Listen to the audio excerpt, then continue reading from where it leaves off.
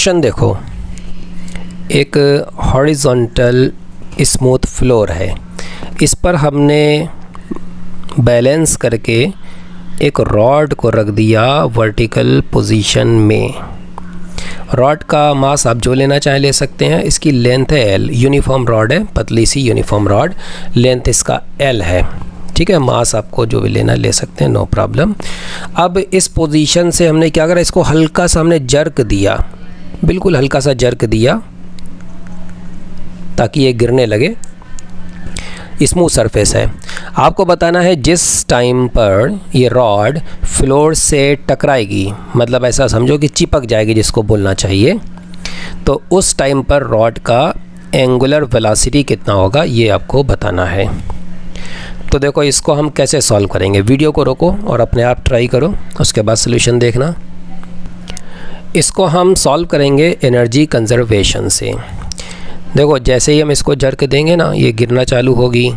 तो क्या होगा, जैसे ये रॉड है, अब ये गिरी तो इसका ये एंड इधर स्लिप करेगा और ये क्लॉकवाइज घूमते हुए ऐसे नीचे आएगी, लाइक दिस, ऐसे घूमते हुए नीचे आएगी ये। एक्चुअली अगर आप किसी भी मोमेंट पर देखें, किसी भी मोमेंट पर, जैसे रॉड तिरछी हो चुकी होगी कुछ, तो ज़रा ध्यान से देखो, इस पर फोर्सेस सिर्फ दो लग रहे हैं, एक इसका वेट लग रहा है और एक यहाँ से नॉर्मल कांटेक्ट फोर्स लग रहा है। तो ये दोनों फोर्सेस तो वर्टिकल हैं, हॉरिजॉन्टल तो इस रॉड पर कोई भी फोर्स है नहीं। इसका मतलब इसके सेंटर ऑफ मास में इन द हॉरिजॉन्टल डायरेक्शन कोई भी एक्सेलरेशन नहीं होगा। इसका मतलब centre of mass horizontally move करेगा ही नहीं। सेंटर ऑफ मास देखो स्टार्टिंग में यहाँ पर था और हॉरिजॉन्टली इसको मूव करना नहीं है, तो इसका मतलब ये सेंटर ऑफ मास सीधा नीचे आएगा, अल्टीमेटली यहाँ पर आकर के टकराएगा। तो सेंटर, ये रॉड को मतलब ये हुआ कि ऐसे गिरना है कि जो सेंटर ऑफ मास है वो वर्टिकली सीधा नीचे आएगा। इसका मतलब ये जो हम आपको बताए थे कि ऐसे घूमते हुए गिरेगी, ये ऐसे इसलिए घूमते हुए गिरेगी ताकि मिड पॉइंट जो है which is the centre of mass of the rod वो सीधा नीचे आ सके। ठीक है, तो किसी भी टाइम पर अगर आप देखते हैं, किसी भी टाइम पर, तो मिड पॉइंट इसी वर्टिकल लाइन पर रहेगा, वो नीचे आ रहा होगा। ओके, तो वर्टिकली इसको गिरना है। अब हम क्या करते हैं, लास्ट पोजीशन में just before its impact with the floor, just before थोड़ा सा गैप बना देते हैं, गैप तो ऑलमोस्ट ज़ीरो हो जाएगा टक्कर के टाइम पर। सो ये कंडीशन इसकी बनेगी। अच्छा, उस टाइम पर क्या होगा, just before the collision the centre of mass this will be moving with some velocity, इसकी कुछ वेलोसिटी होगी, मान लो v है। दूसरी बात ये घूम भी रहा होगा, तो इसकी एंगुलर वेलोसिटी ओमेगा मान लेते हैं। तो इसमें एक तो आएगी rotational kinetic energy half I omega square, और एक आएगी इसमें translational kinetic energy half mv square. ये दोनों एनर्जी कहाँ से आएंगी, पोटेंशियल एनर्जी के लॉस से।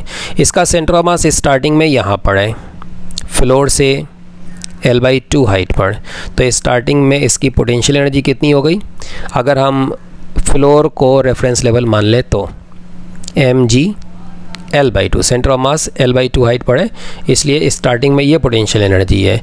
और फाइनली जब ये इस पोजीशन में आया तब सेंटर ऑफ मास फ्लोर पर ही आ गया, तो पोटेंशियल एनर्जी कितनी हो गई, zero. Initial potential energy, final potential energy, this is the loss in potential energy, और यही लॉस है जो इस गेन इन काइनेटिक एनर्जी में जा रहा है।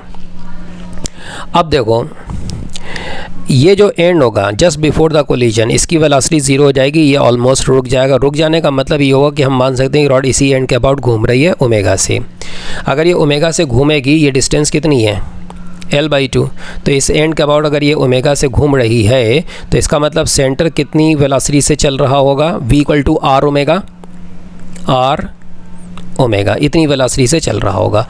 इसी v को आप यहाँ पर यूज़ कर लो।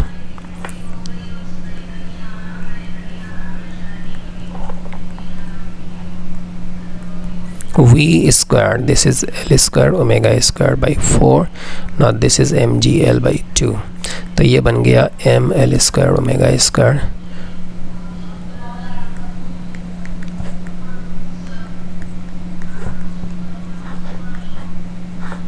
हमें ओमेगा फाइंड करना है, ये हो जाएगा 3g स्क्वायर रूट 3g/L.